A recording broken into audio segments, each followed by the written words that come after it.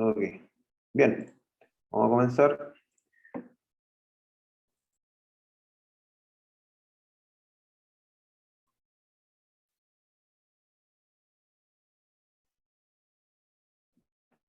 Bien, entonces, como les decía recién, hoy nos toca hablar sobre la patología pelviana, ya precisamente lo que corresponde a la vejiga y a la próstata y al útero, incluyendo el ovario, y también la evaluación dirigida en fosa ilíaca derecha, ya principalmente por apendicitis. Bueno, lo que tenemos que saber con respecto a la anatomía vesical por ecografía es que la vejiga se ve de un aspecto, ¿no es cierto?, anecoica en cuanto a su tono, de una morfología redondeada, y que se necesita, ¿no es cierto?, distenderla, ¿ya? Para ello, se le hace al paciente beber un litro de agua durante el examen, ¿ya? De tal forma de ver, ¿no es cierto?, una cavidad bastante grande, llena de líquido, ¿no es cierto?, anecoico, de tal forma también de ver la pared vesical, ¿ya? Que la pared vesical sea lisa, similar a lo que hacemos con la vesícula, pero no con agua, sino con el ayuno, ¿ya? Entonces, es importante darle un litro de agua al paciente una hora antes, ¿ya? La vejiga está ubicada en la línea media abdominal, específicamente, ¿no es cierto?, en el hipogastrio, en la región baja, por encima siempre de lo que es la región pubiana, ¿ya? ¿No es cierto?, sobre la sínfisis púbica.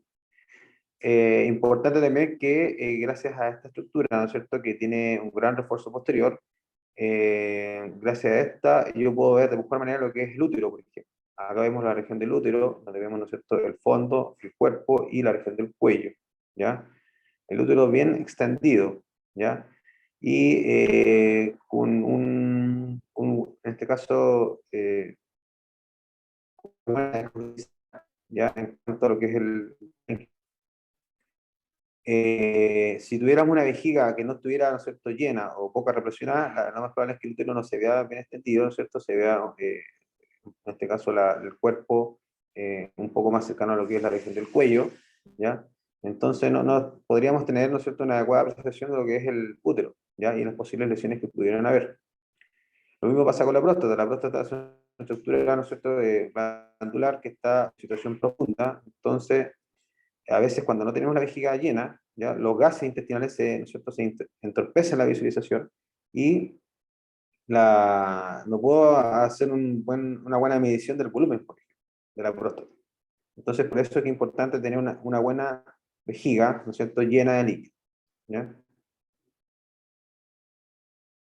Acá está, ¿no es cierto?, lo que es la imagen de la vejiga, ¿no es cierto?, con el útero. Acá tenemos una representación de lo que es la vejiga con la próstata, ¿no es cierto?, que tiene la uretra prostática, que va, ¿no es cierto?, hacia la región del pene, y la región del pubis, ¿ya? Y ustedes saben acá, miren, tengo la vejiga y tengo el transductor o sonda, de tal forma que al estar llena de líquido, esto me sirve como una ventana acústica. Eso se refiere en términos de ventana acústica, que yo a través de la vejiga puedo ver las estructuras profundas que pudieran haber, en este caso el útero y la próstata. Ahora, los hallazgos geográficos más buscados que uno tiene que tener en cuenta es, primero, evaluación de la pared vesical y del área yuxtavesical, ¿no es cierto?, la región que está cercana a lo que es la vejiga. La evaluación de contenido interno en búsqueda de litiasis física, ¿ya? Como tiene directa relación, ¿no es cierto?, con el aparato excretor, en este caso renal, ¿ya? Uno siempre tiene que buscar si hay litiasis o si hay algún tipo de contenido más denso. Perdón, chiquito, no quiere entrar.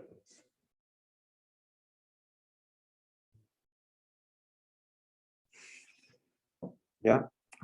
También nosotros lo que hacemos es evaluar, ¿no es cierto?, la capacidad de vaciamiento de la vejiga tras la posmisión. Durante el examen uno toma imágenes en una etapa premisional, ¿no es cierto?, que cuando el paciente viene con la vejiga llena, represionada, distendida, ¿ya? Y después, una vez que tomamos una serie de imágenes, de acuerdo al protocolo, se le va a decir al paciente el baño, ¿no es cierto?, y que ejecute la micción, de otra forma de ver, ¿no es cierto?, cuánto vació, en este caso, la vejiga, ¿ya? Igual hay algunos parámetros que indican, ¿no es cierto?, que la vejiga tiene un aumento del residuo permisional, entonces eso igual se considera, hay que reportarlo en este caso al tratante, de parte del rayólogo. La evaluación prostática con medición del peso estimado, que tiene directa relación con lo que es la HPV, ¿no es cierto?, la hiperplasia prostática benigna, donde yo a través de una tabla yo sé qué grado, ¿no es cierto?, de hiperplasia prostática está esa próstata, en este caso, medida. La valoración del útero de los anexos, ¿no es cierto?, los ovarios, con medición estimada del volumen, ¿cierto?, de ambos ovarios, ¿ya? Igual tiene directa relación con lo que es la patología de ovario poliquístico. Algunas imágenes como tipo quiste, ¿no es cierto?, y otro tipo de lesiones focales que pudieran haber, ¿no es cierto?, tanto para la parte femenina como masculina. ¿Mm? Bueno, como les decía recién, que la preparación del examen tiene que sí o sí llevar, ¿no es cierto?, la ingesta de 1 litro de agua una hora antes del examen, ¿ya? Solamente agua, bueno, puede ser algún tipo de líquido azucarado, pero la idea, ojalá agua, para así evitar, ¿no es cierto?, lo que es el gas intestinal. Ya ustedes saben que si uno toma una bebida, ¿no es cierto?, gaseosa, inmediatamente se genera un meteorismo intestinal intenso. La técnica, para hablar, ¿no es cierto?, lo que es la parte pelviana, se coloca el transductor ¿cierto?, convexo de baja frecuencia, de 3,5 MHz a nivel del hipogastrio, sobre el pubis, de tal forma de hacer una ligera angulación a veces, a caudal, para ver de mejor manera lo que es la parte más distal de la vejiga. En este caso, esta parte de acá, esta es una imagen longitudinal, esta parte más distal de la vejiga. Tenemos una imagen en transversal y en longitudinal. Se hacen estudios, ¿no es cierto?, con adquisiciones en TR y LOW, ¿ya? Siempre con el traductor en transversal, ¿no es cierto?, después girando 90 grados de tal forma de tener la vista longitudinal. No se le quiera mirar al paciente, no necesita ¿no es cierto?, que tome aire y aguante, sino que la idea es que tenga la vejiga llena. Ese es como el principal requisito, porque de esa forma yo puedo evaluar la pared, ¿ya?, y el contenido. Bueno, es lo mismo, la vejiga tiene que estar represionada, llena, la vejiga extendida facilita la identificación del ureter dilatado, también eso ayuda de manera importante, porque si yo tengo la vejiga llena, puedo ver, ¿no es cierto?, la llegada de los ureteres si estuvieran acá dilatados, ¿ya? Normalmente incluye la valoración de volumen vesical, ¿no es cierto? Se mide la vejiga en etapa premisional, el volumen, ¿no es cierto?, el contenido, ¿no es cierto?, de orina que tiene. Aparte se puede ver, evaluar el grosor de la pared, ¿ya? La idea es que no sobrepase los 3 milímetros, ¿ya? Si vive una vejiga que está por solo 3 milímetros, uno podría estar en presencia de una cistitis, por ejemplo. También la detección, ¿no es cierto?, de cálculos se hace más fácil, porque yo al tener una vejiga bastante llena, de continuidad anecoica, ¿no es cierto?, homogénea, yo puedo ver precisamente un cálculo a este nivel y voy a poder diferenciarlo, ¿ya? Lo mismo que pasa con la vesícula, ¿ya? Bueno, la modalidad transabdominal suprapúbica es la que más se utiliza, ya sea para tanto el sexo masculino como femenino, es como la que más se utiliza la vía transabdominal, ¿ya? Ah, hablando, ¿no es cierto?, de la evaluación prostática y de la evaluación del útero, ¿ya?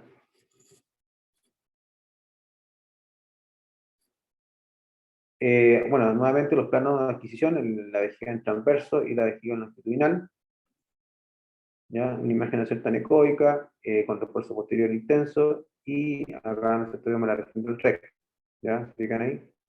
Gas intestinal, gas intestinal. Previsional, le decía yo que se hace una medición del volumen, ¿no es cierto?, urinario, ¿ya?, previo a la micción, y se cálculo a veces el equivalente automático. Si no, uno puede hacer, ¿no es cierto?, este cálculo manual, donde yo hago 3 mediciones en el espacio de la vejiga, y bueno, las multiplico y las divido por 2, o por 0,5, que es lo mismo. Entonces, de acuerdo a eso, yo tengo un volumen en centímetro cúbico, y ese centímetro cúbico es equivalente a ml, ¿ya? Entonces, si por ejemplo te sale un volumen de 180 centímetros cúbicos, quiere decir que la vejiga tiene un contenido de 180 ml, ¿ya? Yo puedo usar las dos unidades de medida, o ml o centímetros cúbicos. Son medidas de volumen. Entonces, teniendo conocimiento de que la vejiga tiene una vareliza como esto, de acuerdo a lo que es como hallazgo patológico, que podemos encontrar, vendría siendo esto, ¿ya? La vejiga de esfuerzo ya es una entidad patológica en donde las vejigas tienden a engrosarse. Si se fijan en la imagen, miren acá cómo está la medición de esa pared vesical, que está en el orden de los 5 milímetros. Entonces ya sobrepasa los 3 milímetros, entonces uno tiene ya presente de que esa vejiga no está normal. ¿ya? Por eso es importante tener en cuenta que la vejiga esté llena, ¿ya? Si no está llena, entonces, cuando no está llena, puede simular este mismo engrosamiento. Pero acá uno inmediatamente ve que está llena, porque tiene harto contenido, ¿no es cierto?, anecoico, y ve que la pared tiene ese grosor, es una entidad patológica. Entonces uno habla de vejiga de esfuerzo, ¿ya? Mediante ecografía se puede evaluar el grosor de la pared, por ello una pared muy gruesa indica vejiga de lucha o de esfuerzo. ¿Ya? Tiene esas dos terminologías, de lucha o de esfuerzo. Esto ocurre por una obstrucción crónica en el lugar de salida de la orina debido primeramente a una hiperplasia prostática benigna, una HPB. ¿Ya? Cuando los pacientes varones tienen problemas prostáticos, la próstata se va agrandando, agrandando, agrandando, eso se llama hiperplasia. Entonces, la uretra prostática que pasa por ahí se va de alguna forma apretando. Entonces la salida de orina no es buena, más bien se hace repetitiva, y la presión también intravesical aumenta. Entonces, al aumentar la presión intravesical, la pared que pasa se tiende a engrosar. Entonces, ahí tenemos el concepto de vejiga de esfuerzo o de lucha. En casos que tengamos proceso obstructivo del mismo caso, por hiperplasia prostática benigna, ¿ya? También podemos encontrar estas imágenes de tipo divertículos, ¿ya? Que son una especie de saquitos que nacen de la pared vesical, ¿ya? Como les decía recién, son igual debido a obstrucciones crónicas, ¿ya? Principalmente ocurre más en varones, ¿ya? La mujer no tiene tantas obstrucciones eh, en la salida de orina, pero sí el hombre por el tema de la próstata. Bueno, ¿qué pasa acá? La mucosa vesical se hernia por zonas débiles, ¿ya? De la pared muscular. Generalmente tienden a tener una localización lateral, ¿ya? O posterolateral. Si ven acá tiene imagen de vejiga TR, miren acá cómo está llena de divertículos a este nivel y también en el otro lado, ¿ya? Siempre se aparecen los márgenes posterolaterales. A veces pueden contener patología, por ejemplo, si tengo un cálculo que está acá, inmediatamente, si como está unido este divertículo a la vejiga, puede pasar un cálculo a este nivel. Entonces, puede tener algún tipo de patología asociada, ¿ya? La operación de la yusta vesical, ¿no es cierto? A la entrada de la vejiga, uno lo que puede encontrar es el mecureter, ¿ya? Que tiene que ver con una manera congénita, en donde yo veo un ureter bastante prominente, dilatado, ¿ya? Acá, por ejemplo, tenemos imágenes de radiografías contrastadas antiguas, ¿no es cierto?, donde yo veo que el ureter está bastante prominente, los dos en realidad están bastante prominentes, pero más el izquierdo, ¿ya? Que tiene un trayecto serpiginoso, miren ahí, en la ecografía cómo se ve un trayecto, ¿no es cierto?, ureteral, dilatado, ¿no es cierto?, aumentado de calibre, anecoico, y estos también se pueden complicar. Pueden tener, por ejemplo, una cantidad de sedimento ahí que forma un nivel líquido-líquido, miren ahí, cercano a lo que es la vejiga. Entonces, esto corresponde al área justa vesical. Es un mega uréter, ¿ya?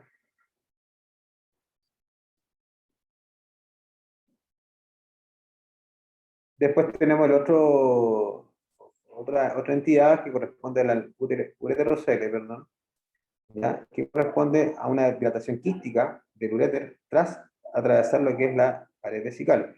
En este caso, una vez que improntan la vejiga, ¿ya? Está rodeada por una fina línea, ¿no es cierto?, cogénica, ¿no es cierto?, que da esa especie de quiste. Entonces acá uno habla de ureterocele, ¿ya? Una dilatación quística tras ingresar a la vejiga.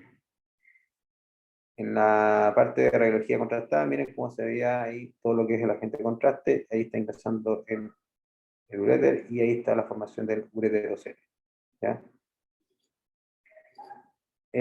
A veces también, como tiene relación con la llegada del uréter, ¿ya? Se supone que cuando la vejiga se va llenando, este ureterocele va a tender a agrandarse repentinamente porque tiene directa relación con la entrada del uréter.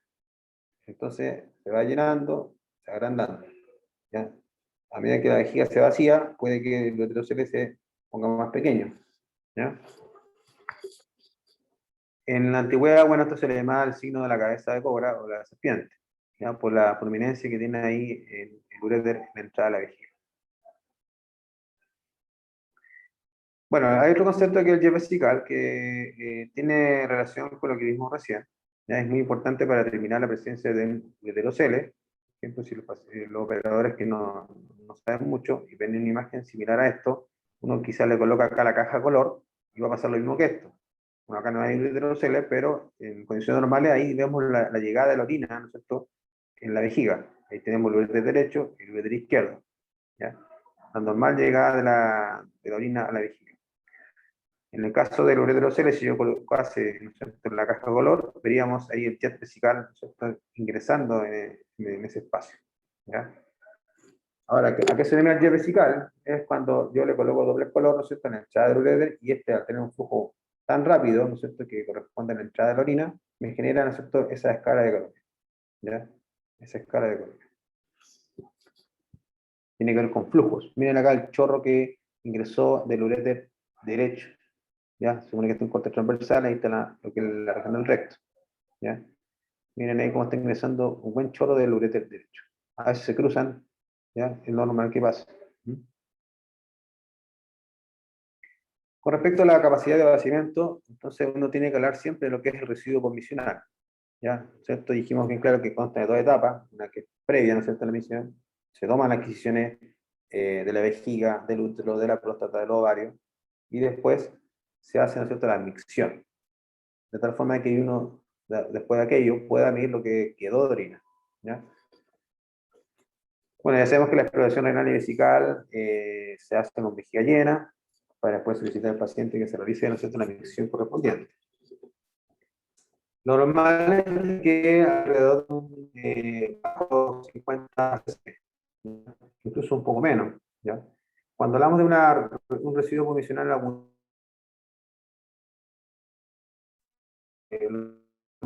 va a 50 centímetros cúbicos. ¿Ya? 50 centímetros cúbicos. Entonces, el valor sobre los 50 centímetros cúbicos ya se considera anormal, se considera un mal vaciado de lo que es la vejiga. ¿Ya? Puede ser por prostática, ¿cierto? O también puede ser por debilidad de la contracción vesical, que es lo que pudiera ocurrir en el exceso femenino. ¿Ya? También hay que tener en cuenta que la idea es no sobrecargar la vejiga, ¿no es cierto?, durante la preparación del examen. ¿A qué voy con esto? A que se tome solamente el litro de agua. Hay muchos pacientes que a veces toman, exageran y dicen, no, me tomé 2 litros de agua. Entonces, a veces hacen una sobredistensión de la vejiga, de tal forma que el residuo comisional, en este caso, tras la primera micción, es abundante. Entonces, ¿qué hace uno? Uno espera mejor a que lo manda a orinar nuevamente en una segunda micción y ahí determina si realmente bajó lo que tenía que bajar en este caso. ¿Ya? Y eso pasa, que tras la segunda micción tratan de eliminar y eliminan casi todo. O sea, es efectivo. ¿Ya? Y uno saca conclusiones de que al sobrecargar la vejiga, ¿no es cierto?, con agua, con 2 litros de agua, a ese 3 litros y medio, ya tiene implicancias sobre un residuo comisional abundante. Entonces, para eso hay que hacer una segunda micción. Ya si la segunda micción sale con lo mismo, quiere decir que ya el paciente tiene algún tipo de obstrucción, ya sea a nivel de la uretra, por diferentes causas. Si ustedes ven acá, el residuo comisional de una vejiga que vació casi todo, tiene un volumen comisional, perdón, de 4 ml o 4 centímetros cúbicos, bastante bajo de los 50. ¿Ya? Y aparte, miren cómo está la pared vesical, ¿no es cierto? Y dije yo que cuando está vacía, la pared está engrosada, pero eso es normal porque la pared vesical tiende a cambiar su configuración cuando está llena y cuando está vacía. ¿Ya? Porque cuando está llena, acá hay una presión intravesical que hace que la pared se ponga más lisa.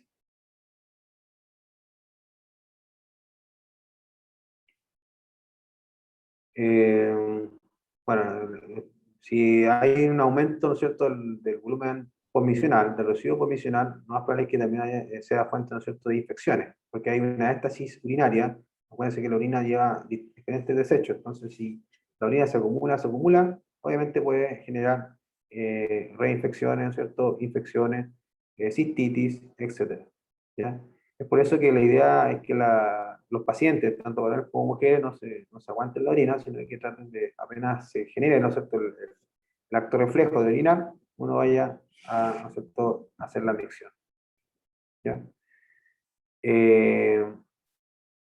Entonces, si se fijan acá, acá tengo una vejiga que ya me parece que se hizo la micción, ¿ya? Y miren cómo está la pared, está con un engrosamiento, ¿ya?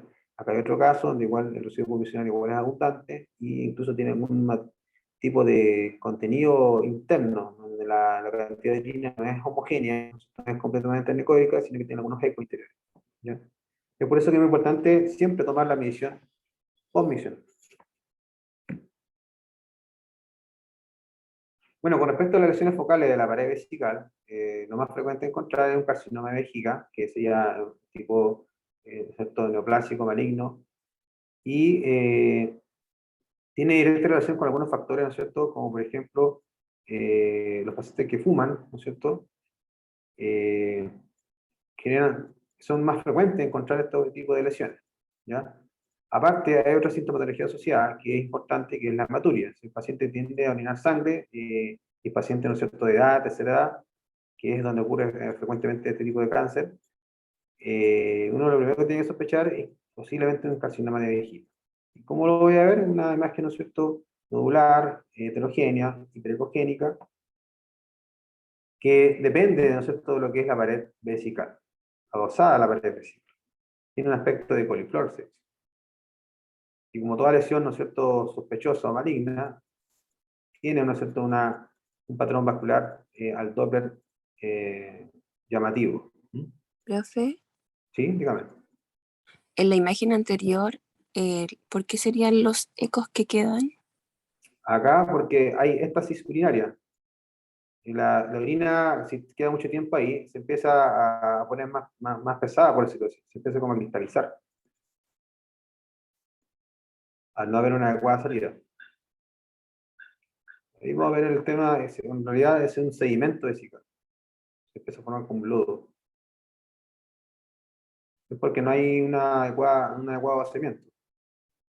En este caso, bueno, el contenido todavía se ve homogéneo, pero la pared vesical está engrosada.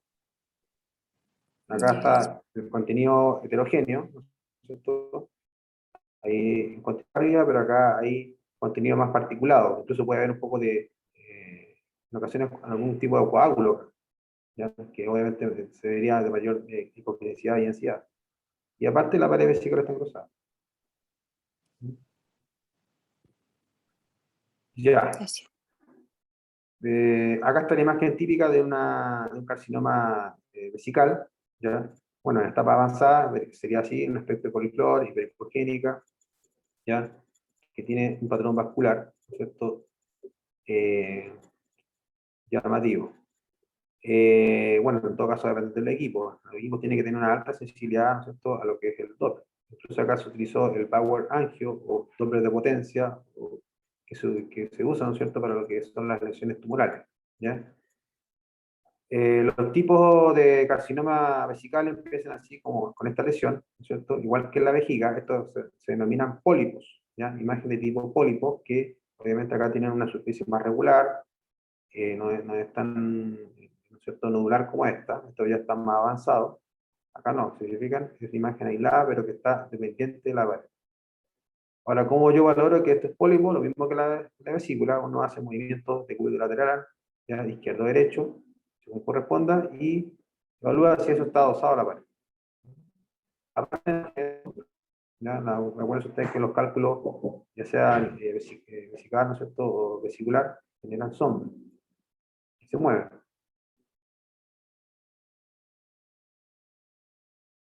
Esta es una etapa más avanzada. Si se fijan acá ya se hizo una lesión bastante infiltrante, incluso infiltró gran parte de la pared vesical, ¿no?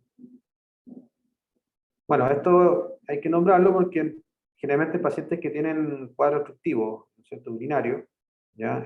Se le hace, ¿no es cierto?, el ingreso de una sonda, la sonda Foley, ¿ya? Y así se ve la sonda Foley, ¿ya? Ese es el globo, ¿no es cierto?, de la sonda. Ahora, ¿en qué caso generalmente se pone? Bueno, más en pacientes varones, ¿ya?, ¿no es cierto?, que sufren la denominada hiperplasia prostática benigna. Ahí es más frecuente, ¿ya? Siempre cuando hay cuadro obstructivo. La sonda se aprecia como una imagen central, anecoica, con reborde hiperecogénico, ¿ya? Que lo delimita. Todo esto es la sonda, ¿ya? Esto es el contenido, ¿no es cierto?, urinario, pero hay que tener en cuenta algo. Yo coloco al paciente en la sonda, o sea, si viene el paciente con sonda, mejor dicho, a hacerse el examen, se supone que la sonda cumple la función, ¿no es cierto?, de vaciar el contenido. Yo le digo al paciente que tiene que tener la vejiga llena. Si tiene la sonda puesta, no es probable que la vejiga nunca va a estar llena porque el líquido, ¿no es cierto?, la orina va a salir por sí sola, ¿ya? A través, ¿no es cierto?, de la sonda. No va a haber un control. Eh, Ahora, ¿qué se hace en este caso? Cuando yo quiero preparar a un paciente con sonda Foley, se pinza la sonda. Se pinza la zona de la sonda, ¿no es cierto?, la manguera de abajo, y eso hace, ¿no es cierto?, un quiebre en la salida de la orina, de tal forma que el volumen urinario se concentre en la vejiga. Y así yo puedo tener una vejiga así como esta, de pared lisa, ¿no es cierto?, y con represión, ¿ya? Con distensión. Entonces eso es lo que se hace en pacientes con sonda Foley. Bueno, con respecto al contenido interno que pudiéramos encontrar en la vejiga, lo más frecuente, ¿no es cierto?, es la litiasis. Distinto a lo que son los pólipos, la litiasis, ¿no es cierto?, generan sonda acústica y son móviles, ¿ya? Habitualmente móviles. Eh, la ecografía tiene una sensibilidad buena en cuanto a lo que son los cálculos, ¿ya?, vesicales, mucho mejor que en los riñones, ¿ya? Porque los riñones parece que sobre los 5 milímetros se puede ver, ¿ya? Y bajo los 5 milímetros como que puede costar, ¿no es cierto? Incluso tiene una baja sensibilidad. En el caso de la vejiga se puede ver bastante bien. ¿Por qué? Porque tengo, ¿no es cierto?, un fondo anecoico, diferente al riñón, que en el riñón yo tengo el seno renal que es hiperecogénico. Acá no, acá tengo un fondo hipocoico, anecoico, perdón, que corresponde a lo que es la vejiga. Entonces tengo una buena resolución de contraste entre estas dos estructuras, ¿ya? O estos dos puntos. Bueno, lo otro importante, que igual lo dije en la clase de ayer, que siempre cuando haya una imagen de tipo litiásica, ¿ya?, y uno tenga duda, se le coloque, ¿no es cierto?, el Doppler color, de tal forma de que se genere esa escala de colores y genere el artefacto de centelleo, ¿ya? Cuando son litiasis, por ejemplo, como esta, que están a nivel de la pared, ¿no es cierto?, que aparentan, ¿no es cierto?, y posiblemente se muevan, no es necesario, porque ya la sombra tiene relación con la litiasis. Pero acá, ¿por qué quizás le puso el doble color? Es porque, si fijan ahí, acá el cálculo, bueno, no está como muy por encima de la pared, sino como que está en la entrada del uréter, en la unión urétero-vesical, ¿ya? Entonces, seguramente el operador vio una imagen brillante y precogénica por ahí, que le llamó la atención y dijo, ah, coloquémosle el Doppler, y determinó, ¿no es cierto?, que eso era un cálculo que está como entrando. Entonces, obviamente o sea, medirlo ya en escala de grises y ver unos cambios posturales para ver si realmente ese cálculo se mueve o no se mueve. Lo más probable es que no se mueva, porque como va a estar ahí de manera impactada en esa zona, no se va a mover, ¿ya?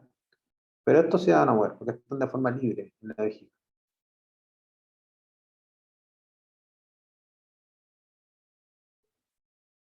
Nuevamente, importante desplazamiento, ¿no es cierto?, los cambios posturales del paciente. Si ven acá está un paciente en posición supino, tenemos múltiples cálculos que están con la sombra acústica en el plano posterior de la vejiga.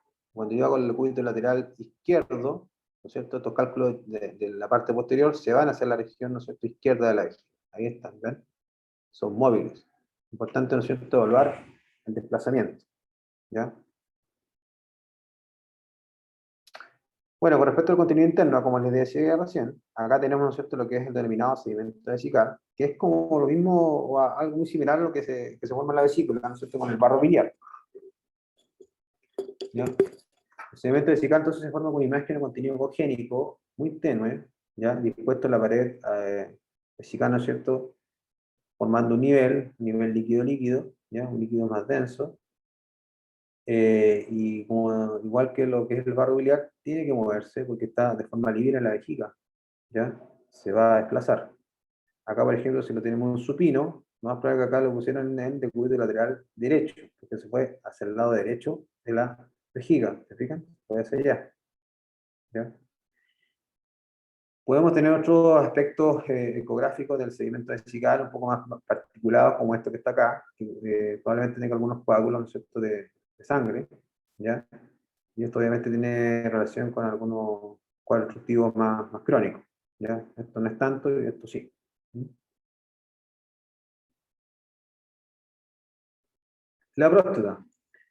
La próstata, bueno, se hacen dos vistas, ¿no es cierto?, una imagen dual, de tal forma de hacer la medición del volumen prostático, ¿ya?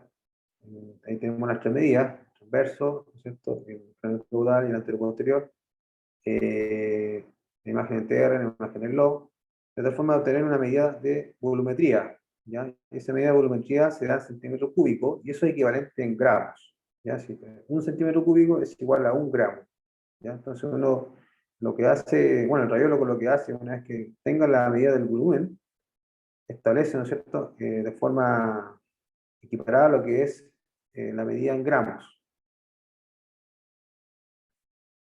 Bueno, ahí está la exploración de la próstata, igual en transversal, después en longitudinal, ahí está la imagen de la próstata en ecografía, ¿no es cierto?, bien regular, redonda, ¿ya?, a posterior de la vejiga.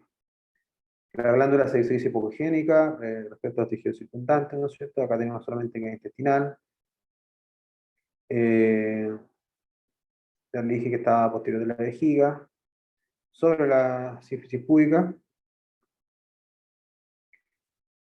la idea también es hacer cierta angulación a la caudal para ver un poco mejor lo que es la próstata. A veces se me esconde un poco por debajo de la sínfisis.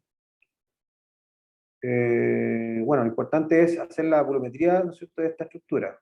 Ya yo le dije recién que se hace la medición de los tres ejes, el volumen, un centímetro cúbico, corresponde a un gramo. ¿Ya? La próstata en general en los pacientes, ¿no es cierto?, tiende a crecer con la edad. La idea es que crezca, pero nunca de forma exagerada. Cuando crece de forma exagerada, uno habla de una hipertrofia o hiperplasia prostática benigna, HPV. ¿Ya? Entonces, acá se hizo una tabla que dicen altos urólogos, donde tengo los grados de la hipertrofia prostática benigna, donde yo tengo que el grado 1, ¿no es cierto?, es un crecimiento bastante bajo, ¿ya?, y que tiene directa relación con lo que es la edad, ¿ya? Por ejemplo, acá tengo un peso de entre 20 a 40 gramos, ¿ya?, que asimila lo que es un limón pequeño. Un crecimiento ya más exagerado sería una tipo 2, donde yo tengo un volumen prostático de 40 a 60 gramos, ¿ya?, o centímetros cúbicos. Limón ya se hace más mediano. El tipo 3, mayor a 60, y el tipo 4 ya mayor a 80, incluso puede llegar hasta 100, 120 o más, ya que es bastante grande. Obviamente cuando tengo mayor grado va a haber mayor grado de obstrucción, porque la uretra prostática se va a sentir más apretada, ¿ya? Lo normal es que todos los pacientes estén en etapa 1, una vez que cumplan, ¿no es cierto?, los 40 años, a medida que vaya aumentando la edad, ¿no es cierto?, vaya creciendo un poco. Pero ya los 2, 3, 4 ya tienden a ser de mayor seguimiento, incluso el 3 y el 4 a veces tienden a operarse, ¿ya? Cirugía reductiva, ¿no es cierto?, una prostatectomía parcial o radical, de acuerdo al caso, ¿ya? ¿Para qué? Para que no haya cuadro obstructivo, ¿no es cierto?, agudo a veces, y se evite, ¿no es cierto?, que el paciente tenga que estar con sonda varios días. ¿Mm? El tamaño normal de la próstata, lo ideal es que alcance los 20 grados, ¿ya? Los 20 grados. Bueno, tenemos la evaluación de la próstata transabdominal, como este caso que está acá, ¿ya?, transabdominal, y tenemos la versión transrectal, ya que también antiguamente se usaba bastante, pero hoy en día no se usa mucho porque en realidad la resonancia magnética multiparamétrica ha mejorado bastante la visualización de lo que es la próstata y se evita estos estudios que de alguna forma pudieran ser más invasivos para el paciente, ¿ya? Eh, la ecografía transrectal, bueno, se usa cuando hay sospecha en cuanto a los valores del laboratorio, ¿no es cierto?, del antígeno prostático específico. Cuando hay valores de sospecha, ¿no es cierto?, que superan el umbral normal y que orienten a un posible cáncer, uno hace este estudio transrectal, ¿ya? Depende del médico. Muchos médicos todavía piden este examen, ¿ya?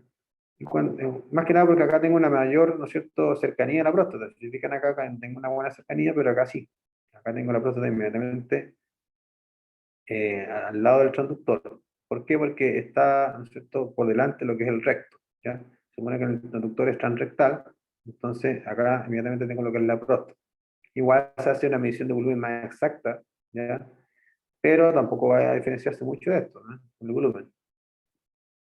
Importante sí que igual se usa rutinariamente cuando uno quiere hacer, ¿no es cierto?, seguimientos de algún tipo de nódulo también que pudiera encontrarse y posiblemente ¿no es cierto?, una biopsia.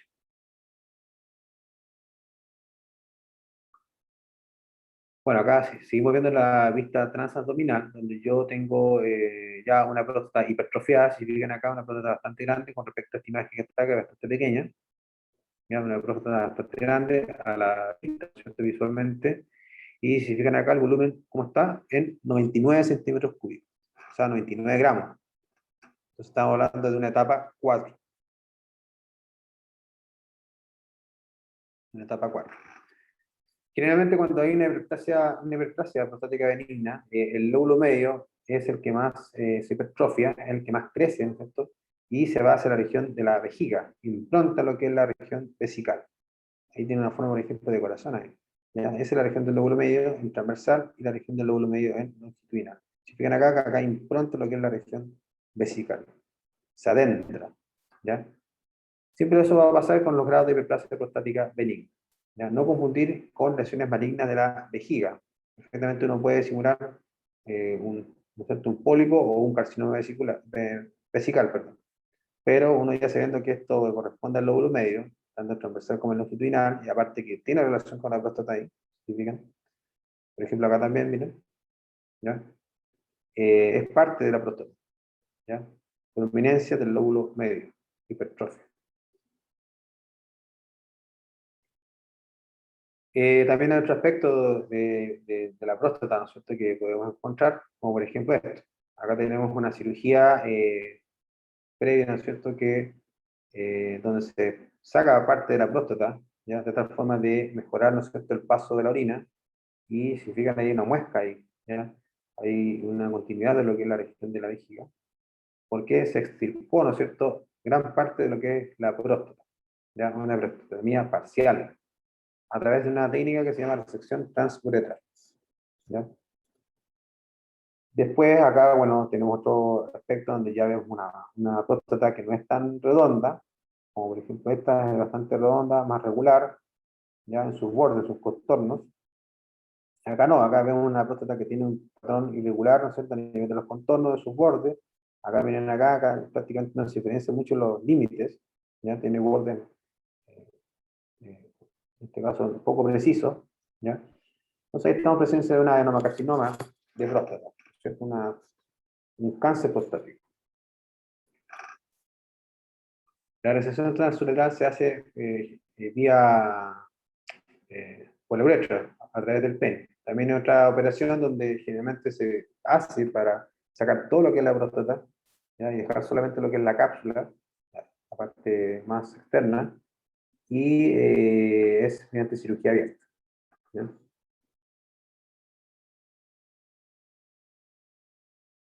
Con respecto a las patologías malignas de la próstata, siempre uno habla de que sean más frecuentes en la zona periférica, ¿ya?, de la próstata, más que en la región central, ¿no? Bien, continuando con la región ¿no es cierto?, del aparato genitourinario, tenemos que hablar también ahora del útero, ¿ya? El útero se hace en dos vistas, igual que la próstata, un útero transversal, ¿ya?, donde yo veo, por ejemplo, acá el miometrio, la región central más ecogénica, más brillante, que corresponde al endometrio, y en longitudinal vemos ahí, ¿no es cierto?, la región del fondo, el cuerpo y el cuello. Se hace la medición en el septum transversal y en longitudinal con el anteroposterior, ¿ya? También aparte se hace la medición del endometrio como lo que sale ahí. Y si fijan, es importante tener la vejiga llena para ver el útero bien extendido. Si fijan acá otra imagen en dual, donde yo veo dos vistas de la estructura, y nuevamente hacen las mediciones, ya, de fondo, ¿no es cierto?, cuello. Acá el útero no es transversal. Algunos hacen volúmenes, ¿ah? Yo en realidad no hago volúmenes, yo hago solamente mediciones de los diámetros, ¿ya?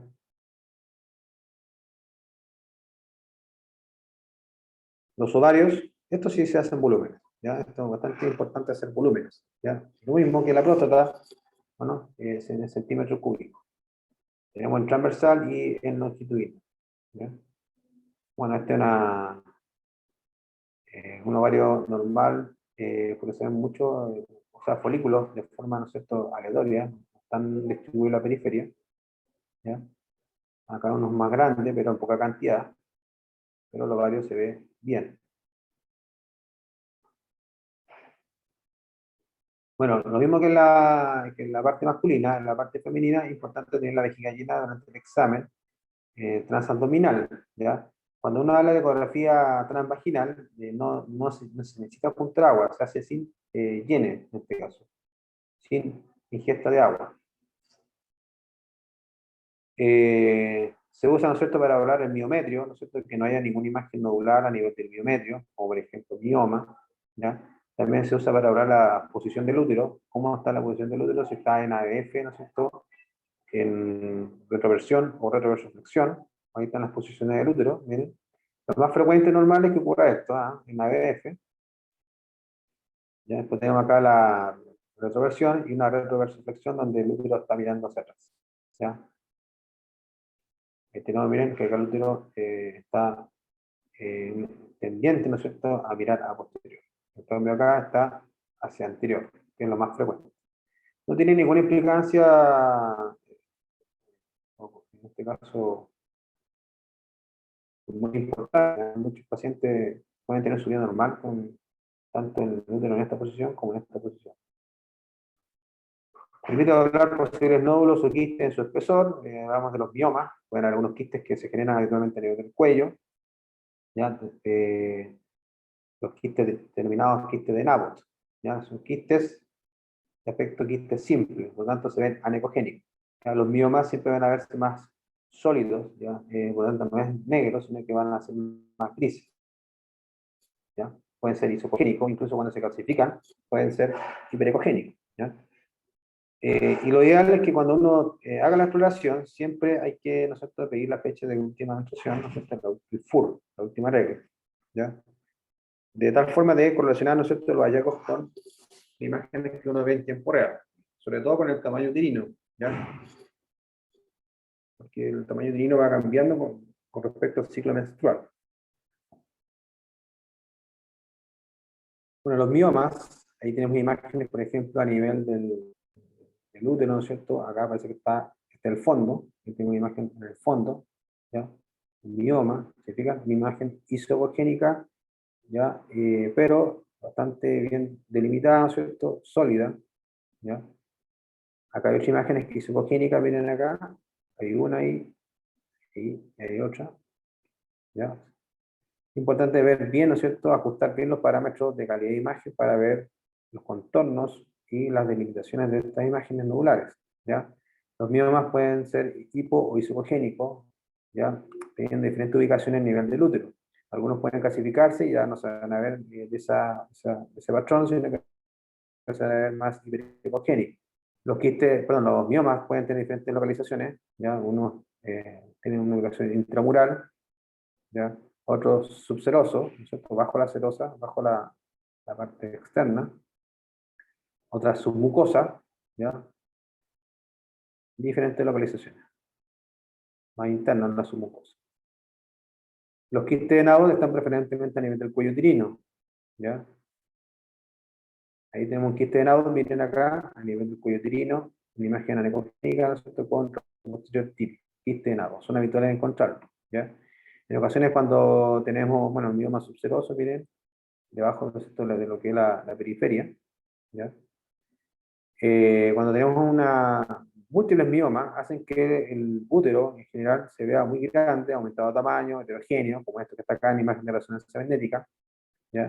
De tal forma que uno habla de un útero miomatoso, ¿ya? Múltiples miomas que están en el espesor del útero, ¿ya? Bueno, en estos casos, lo más probable es que la paciente tenga alguna sintomatología, ¿no es cierto?, de eh, mucho sangrado, mucho dolor pélvico, ¿no es cierto?, ¿ya? Y por ende el especialista decía quizás no es probable operar, ¿ya? Entonces uno hace una histerectomía de acuerdo a esta imagen que está acá, ¿ya? Histerectomía. Los ovarios, importante sacar el cálculo del volumen, ¿ya? Que tiene directa relación con lo que son el síndrome del ovario poliquístico, ¿ya? Un trastorno hormonal donde de alguna forma no hay muchas ovulaciones, hay amenorrea de por medio, ¿ya? Lo ideal en la ecografía es evaluar, ¿no es cierto?, el volumen ovárico, que este volumen ovárico no exceda los 10 centímetros cúbicos. Si excede los 10 centímetros cúbicos, ¿ya? Y aparte, tiene muchos folículos, que son estas imágenes chiquititas que están acá anecoicas. Si tiene más de 12 folículos, uno está en presencia de un síndrome de ovario poliquístico, ¿ya?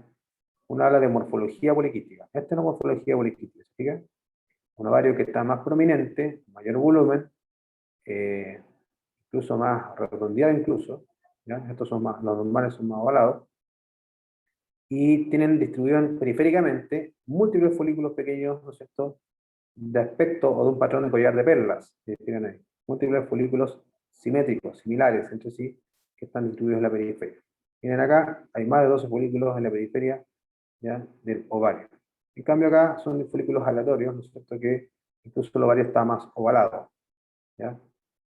Lo importante es que siempre prima la clínica del tratante, ¿ya? O sea, si la paciente tiene, no sé, acné facial, aumento de peso corporal, aumento de peso, tiene que correlacionar la imagen, ¿no es cierto?, con los hallazgos clínicos.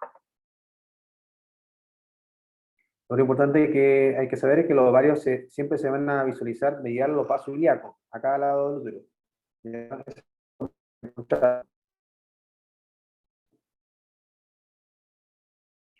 Bueno, con respecto ahora al estudio dirigido de fósil ilíaca derecha, ustedes saben que corresponde a una emergencia, ¿no es cierto?, una emergencia, mejor dicho, una urgencia quirúrgica, ¿ya?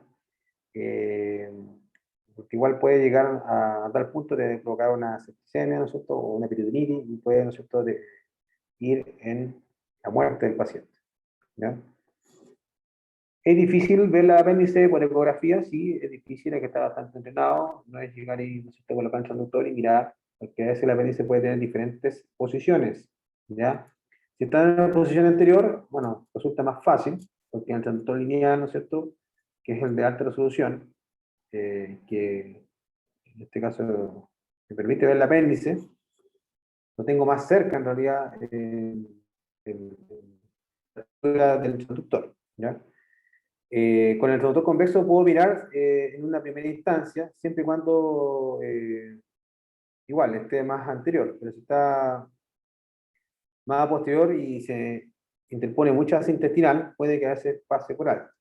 Entonces es importante saber algunos conceptos clínicos, como por ejemplo, si hay un aumento del recuento de glóbulos blancos, ¿no?, en los leucocitos. Aparte, si yo al momento de hacer el examen hago ciertas compresiones a nivel de la fosa ilíaca derecha, de tal forma que si yo veo que el paciente tenga una hipersensibilidad, que eso se denomina Bloomberg, ¿ya?, parecido al Murphy en ecografía de la vesícula, que se llama Bloomberg, obviamente tengo otro factor que me indica que posiblemente tenga una apendicitis en ese paciente. Aparte de ¿no es cierto?, del hemograma, aparte del Bloomberg, ¿ya? Entonces, lo que hay que hacer es ciertas compresiones graduales a nivel de la fosa ilíaca derecha. De tal forma que si veo una estructura alargada, rígida y que no se comprime, que yo aprieto, ¿no es cierto?, mirando el monitor del ecógrafo, comprimo, y esa estructura alargada no se comprime, no se mueve, lo más probable es que sea la apéndice, ¿ya? Y aparte tener conocimiento de la anatomía, ¿no es cierto?, que tiene relación con lo que es la parte final, inicial, mejor dicho, del intestino grueso. Ese sería como el signo de McBurney, algo así. Bloomberg, signo de Bloomberg. En la apendicitis, signo de Bloomberg. El signo de Murphy, acuérdense que era de vesícula, ¿ya? Ah, de McBurney, profe. ¿Ah? El punto McBurney. de McBurney, claro. Sí, el punto de McBurney es este punto que está acá, ¿ya? Donde yo, ¿no es cierto?, hago la compresión dirigida con el transductor, ¿ya? Incluso también con las manos, ¿ya? Ese es el punto de McBurney, ¿ya? De hecho, la cirugía que se hace acá se hace en el punto de McBurney, la cirugía, ¿no es cierto?, de apendicitis, acá en la línea de Koch, que es para la vesícula. Bueno, ustedes saben que la ATC es una técnica de estudio que mira un poco más allá y es mejor porque tengo un mayor campo de visión, ¿no es cierto?, de anterior a posterior. Ya, en cambio, con la ecografía estoy limitado a veces por la posición del apéndice y también, uno, la obesidad del paciente, si el paciente es obeso, más vale que no tenga tanta profundidad para llegar, aparte de los gases intestinales. ¿Ya? Bueno, las causas en general pueden tener relación con la hiperplasia linfoide, un coprolito, ¿no es cierto? Un fecalito que de repente eh, vino, ¿no es cierto? Llegó acá y generó, ¿no es cierto?, una obstrucción del lumen apendicular, algunos patógenos que pudieran llegar acá y, ¿no es cierto?, proliferar. Y todo eso puede conllevar a una inflamación del apéndice. ¿Ya? La idea es, obviamente, nunca llegar a la perforación. ¿Ya? Si ustedes ven acá hay una apéndice inflamada, donde vemos también además compromiso de lo que es la grasa peripendicular. Acá en la imagen de TC, miren, tengo una imagen ductal, ¿no es cierto? Bueno, en el eje axial, pero ¿cómo está la grasa peripendicular? Está completamente, ¿no es cierto?, cambiada, ¿ya? Hay mayor densidad de la grasa peripendicular. Obviamente acá uno, si hace la compresión en el punto de McBurney, como dice la compañera, uno va a tener, ¿no es cierto?, el Bloomberg positivo, ¿ya? Bueno, los hallazgos sugestivos de la patología aguda en cuanto al apéndice es que ¿no es cierto?, primero hay que ver el diámetro, el calibre, ¿no es cierto?, del apéndice. Esta no debe pasar los 6 milímetros. Si sobrepasa los 6 milímetros, estamos hablando de 8, de 10, 12, es una apendicitis, ¿ya? Es un signo, ¿ya? Hay otros signos que hay que tomar en cuenta, como por ejemplo un apendicolito, que, ¿no es cierto?, es un coprolito que de repente llegó acá y se provocó, ¿no es cierto?, un factor destructivo, de tal forma de que se va a ver como una imagen hipercogénica con sombra acústica, igual que un cálculo, pero acá uno le dice apendicolito. Lo importante que yo le decía era que el apéndice no es compresible, ¿ya? No se mueve, es una estructura rígida, ¿ya? Entonces, eso igual apoya al diagnóstico de apendicitis, porque veo que el apéndice tiene una presión intraluminal que hace que no se mueva, ¿ya? Que es rígida. Por eso ustedes que es parte de lo que es el intestino, el apéndice y las asas intestinales siempre tienen que moverse, tienen que tener un peristaltismo. Si estas no se mueven, hay un cuadro obstructivo o un cuadro inflamatorio. El tema del tejido graso peripendicular, no sé, todo lo que es la grasa peripendicular, obviamente ya no se va a ver normal, sino que se va a ver con un patrón de ecos, ya un aumento de la ecoclinicidad, como está acá, miren. Tengo el apéndice que está, ¿no es cierto?, en el eje transversal, y acá todo lo que es la grasa peripendicular está con aumento de la ecoclinicidad. El Bloomberg positivo, es claro que uno hace las compresiones graduales ahí y se ve que hay una hipersensibilidad, en este caso, a la compresión. Uno habla de Bloomberg positivo, ¿no es cierto?, marcado. Lo importante es que hay una señal vascular, ¿no es cierto?, aumentada. Si uno coloca el doble color, van a ver, ¿no es cierto?, múltiples colores, ¿no es cierto?, señal vascular a nivel de tanto de la grasa peripendicular como de la pared de la apéndice. Bueno, en caso de más avanzados pueden haber algunos grados de perforación, ¿no es cierto? Va a haber salida de líquido, obviamente si cualquier líquido ustedes ya saben que se va a ver anecoico, pero generalmente estos líquidos a veces van acompañados de ciertos componentes de pus. Entonces, no es probable que no se vea anecoico, sino que se va a ver hipocoico. ¿Ya? Acá vemos, por ejemplo, un apéndice, miren ahí, bastante prominente, aumentada de calibre. Miren cómo está el patrón vascular con el Doppler color, el Doppler de potencia, ¿ya? En este caso el Doppler de potencia o Power Doppler, ¿ya? Miren cómo está la parte periférica de la pared, en este caso, y de lo que es la grasa periapendicular. Nuevamente ahí, miren, las paredes están bastante engrosadas y la grasa periapendicular está edematosa, ¿ya? En estos casos, en ningún lado hay fecalito, ¿ya? No hay ependicolito. Si hubiera, ya dije yo que hay un cálculo, ¿no es cierto? Similar a un cálculo, pero con sombra, ¿ya? Igualmente. Las complicaciones que pueden haber de este cuadro apendicular, puede generalmente llegar a ser un absceso, perfectamente. Donde yo veo, ¿no es cierto?, como dije recién, una colección hipocoica, ¿no es cierto?, que tiene material purulento, ¿no es cierto?, pus en su interior, niveles, ¿ya? Miren acá como tienen, incluso pueden tener burbujas de aire, miren, si esta es una ACT, ¿no es cierto?, veo ahí múltiples burbujas de aire que están dentro de lo que es el absceso apendicular, ¿ya? ¿Se fijan? Obviamente todo lo que es absceso, como le dije en las clases pasadas, tiene relación con fiebre, va a presentar fiebre el paciente. Bien, hasta acá quedamos, chiquillos.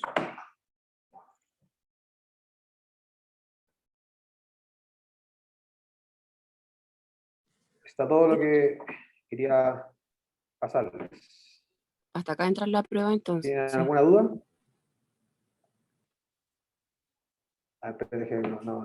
¿Qué me está hablando, Rosa? Sí, sí, no sé qué, depende de ustedes, que yo creo que sí. Lo más justo es que entre hasta acá. En todo caso, si tienen algún inconveniente, se conversa. No tengo problema. No sé qué tan estresados estén.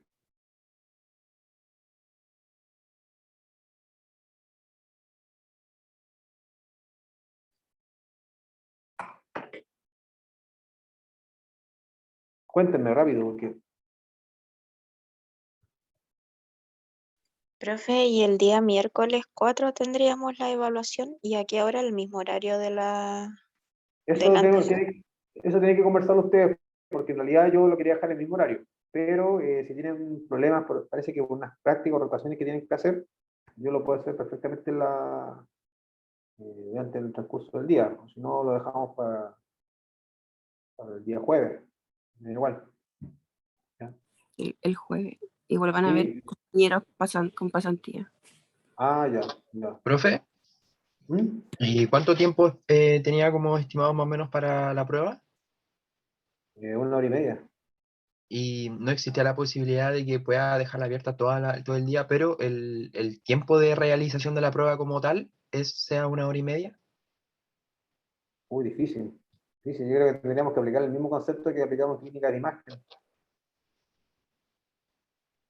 Claro, Sí. claro. Sí, pues en O la sea, clínica de imagen dejamos 4 horas de disponibilidad y 1 hora y media para hacer la prueba. claro, eso sería ideal y podría empezar, no sé, porque los chiquillos de las clínicas salen a la 1 más o menos. Podría empezar desde las 2 hasta las 4, no, de 2, 3, 4, 5, hasta las 6 y 1 hora y media para hacerla. Claro. Sí.